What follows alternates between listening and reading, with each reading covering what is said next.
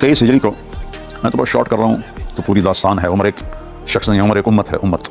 تو وہ اپنے دعا مانگی تھی حج سے واپسی پر کہ یا اللہ قدر سنی وضعفت قوتی ورق عظمی فقبضنی الیک. یا اللہ میری ہڈیاں بوڑھی ہو گئیں، میری ہمت کمزور ہو گئی اور مجھ سے اب یہ خلافت کا بوجھ اٹھایا نہیں جاتا، مجھے واپس بلا لے. تو جب آپ پہنچے حج کے بعد تو ابو لولو مجوسی تھا، حضرت مغیرہ بن شعبہ کا غلام. یہ نہاوند کی جنگ میں قید ہوا تھا اور پھر مغیرہ بن شعبہ کے حصے میں آیا تھا.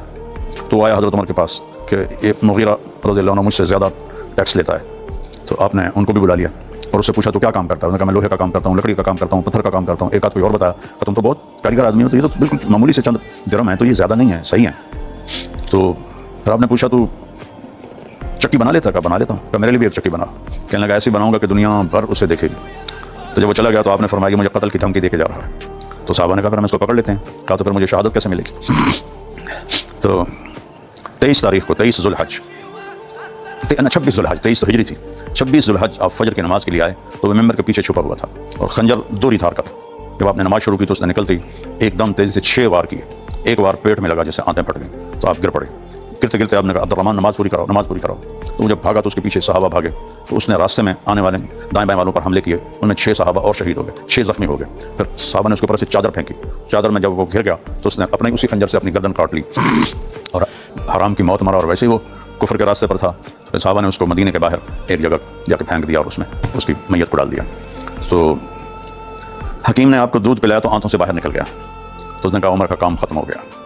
تو غشی تاری ہوتی تھی، نماز کا وقت ہوتا تھا، بیٹا اٹھاتا تھا نماز. کہتے ہاں اسلام میں اس کا کوئی حصہ نہیں جو نماز نہ پڑھتا، نماز ادا فرماتے. پھر محسوس ہوا کہ میرا اب آخری وقت ہے تو اپنے 6 آدمیوں کی شورا بنائی کہ یہ وہ لوگ ہیں جن سے اللہ کے نبی راضی تھے، اس میں سے جس کو چاہیں امیر بنا لیں.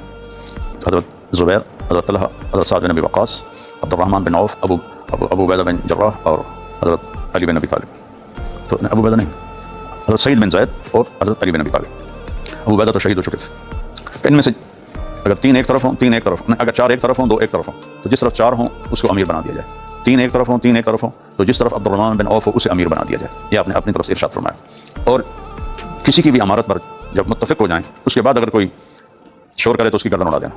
تو ایک نے کہا اپنے بیٹے کا نام بھی لکھ دیں، وہ بھی تو اس قابل ہے. کہا بنو تیم کے لیے اتنا ہی کافی ہے کہ ان کا ایک آدمی خلافت کا بوجھ اٹھاتا ہوا مر جائے، میں کسی اور پہ یہ بوجھ نہیں ڈالنا چاہتا. تو حضرت علی اور حسن علیہ السلام تشریف لائے حال پوچھنے. تو دیکھا تو گھبراہٹ. فرمایا موت سے گھبرا رہے ہو؟ کہ نہیں، ما بعد الموت، موت کے بعد جو ہونے والا ہے اس سے گھبرا رہا ہوں. کہ نہیں نہ گھبراؤ، میں نے ان اپنے کانوں سے سنا ہے سیدہ کہول اہل الجنہ ابو بکر و عمر. جنت میں تو ساری جوان ہوں گے لیکن جو بڑی عمر پا کے پھر جوانوں کی جنت میں گئے، جیسے سیدہ شباب اہل الجنہ الحسن والحسین، جنت کے نوجوانوں کے سردار ہیں حسن اور حسین علیہ السلام جو جوانی میں مر گئے. جیسے میرا بچہ میرے ہاتھوں چلا گیا، قبر میں سو گیا جوانی میں، ایسے اہل ایمان کے سردار ہیں حسن اور حسین. اور جو بڑی عمر لے کر مرے وہ بھی وہاں جوان ہوں گے لیکن ان کے سردار ہیں ابو بکر اور عمر. تو آپ نے حضرت عمر نے فرمایا قیامت کے دن گواہی دو گے؟ کہنے لگے میں بھی گواہی دوں گا، میرا بیٹا حسن بھی گواہی دے گا. آخری دن یکم محرم 26 کو آپ کو زخم لگے، 26، 27، 28، 29 کا مہینہ تھا. 4 دن آپ تکلیف میں رہے. تو 29 کو آپ نے اپنے یکم کو آپ نے اپنے بیٹے عبداللہ بن عمر سے فرمایا کہ جاؤ اور حضرت عائشہ سے پوچھ کے آؤ کہ میرا باپ عمر اپنے ساتھیوں کے ساتھ قبر کی جگہ چاہتا ہے. اور امیر المومنین نہ کہنا اب میں امیر المومنین نہیں ہوں، اب میں عمر ہوں. اجازت ملے تو دفن کر دینا، نہ ملے تو بقیع میں جا کر ڈال دینا. انہوں نے واپس آ کر حضرت عائشہ سے جا کے پوچھا تو وہ رو رہی تھی بیٹھ. جب انہوں نے سنا تو فرمانے لگی یہ جگہ تو میں نے اپنے لیے رکھی تھی لیکن عمر مجھ سے زیادہ حقدار ہے، اجازت. تو واپس آئے اور کہا اب شریعہ اب بتا. بابا آپ کو بشارت ہو، لیکن اماں جان نے اجازت دے دی کہ بیٹا پھر بھی جب میں مر جاؤں اور جنازہ اٹھاؤ تو اندر نہ لے جانا، باہر رکھ کے اندر پوچھنا کہ کیا ہم لے آئیں. اگر اس وقت بھی اجازت دیں تو پھر اندر لے جانا، ابھی ہو سکتا ہے میرے شرم میں انہوں نے یہ اجازت دی ہو. تھوڑی دیر کے بعد ابن عمر نے آپ کا سر اپنی گود میں لے لیا اور ان کو سہلانے لگے. تو ان کو محسوس ہوا کہ شاید اب وقت قریب ہے. تو فرمایا کہ عبداللہ میرا سر زمین پہ ڈال دیں، مجھے زمین پہ رکھ دیں. تو انہوں نے یہاں سے یہاں رکھ لیا. تو ان کو سخت ڈانٹ، وہ حق تیرا ستیہ ناس ہو، میں کیا کہہ رہا ہوں، مجھے زمین پہ ڈال دیں. تو انہوں نے زمین پہ ڈال دیا. تو انہوں نے ایسے زمین پہ اپنا سر ماتھا رکھا اور یوں کر رہے تھے ایسے اور ساتھ سے کہہ رہے تھے ویل لک یا عمر ان لم یغفر لک ربک، اے عمر تیرے لیے ہلاکت ہے اگر تیرے اللہ نے تجھے معاف نہ کیا. اور یہ کون ہے؟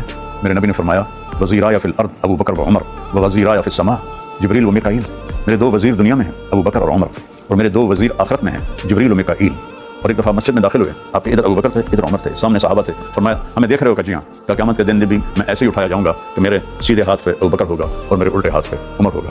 اور آپ نے فرمایا اگر میں لو کان بعدی نبی لکان عمر، میرے بعد کوئی نبی ہوتا تو عمر ہوتا. پھر فرمایا